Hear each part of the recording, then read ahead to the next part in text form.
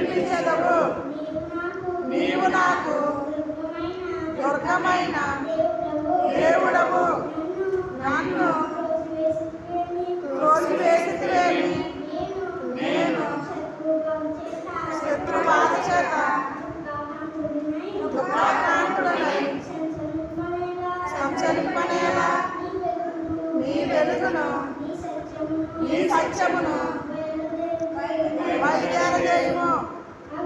అవి నాకు త్రోవ చూపును. అవి నీ పరిశుద్ధ